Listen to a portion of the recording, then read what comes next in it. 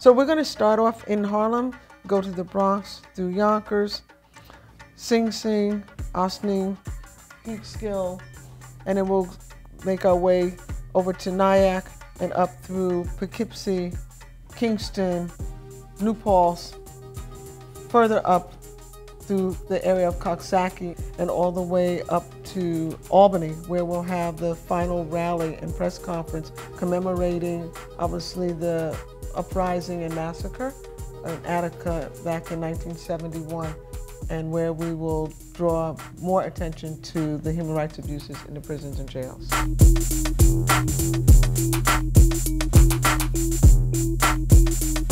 The March for Justice is focused on a number of different aspects of mass incarceration, but the central focus is the conditions of confinement, the human rights violations that occur inside New York's prisons and jails. And the march will focus on those conditions and enable family members to raise their voices in unity to do something about it. The prisons are built with large walls, not only to keep the people who are incarcerated inside, but to keep the public outside from knowing what's happening inside. And so this march helps to bring that wall down, to build connections. We are getting support letters from people on death row in North Carolina who are saying, keep up the good work. There's a man who's incarcerated in Michigan, and he sends us a check for $6 each month to say, please apply this to help build for this march.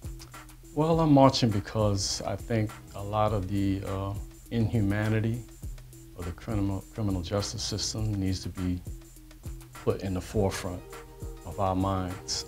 My wife was incarcerated, so I have a good idea of the impact it has on families. I have 5 children.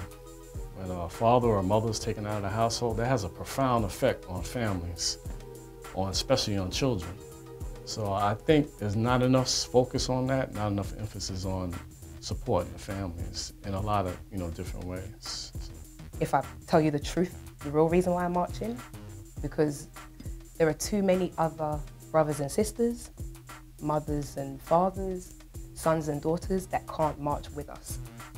And I personally believe they should be free to march with us, but they can't. And for as long as every single one of them is in a situation where they're being abused, exploited, and essentially are being kept prisoner, I'm going to keep marching until they're home with me so they can march by my side. I'm marching personally because the issue of mass incarceration and the way people are treated by this system affects my community, affects my family, affects where I come from, and affects the future that I want to see for my children. On a very personal level, when I was a high school student, my high school sweetheart was sent to prison at the same time that I was going off to college. And I spent my college years going to visit him in prison.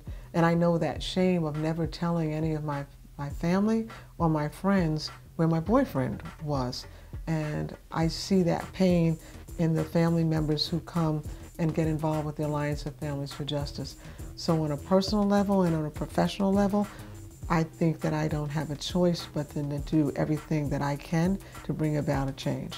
And that includes walking 180 miles. We all know the old adage, divide and conquer, but if you build and bring people together, then ultimately you're going to have victory.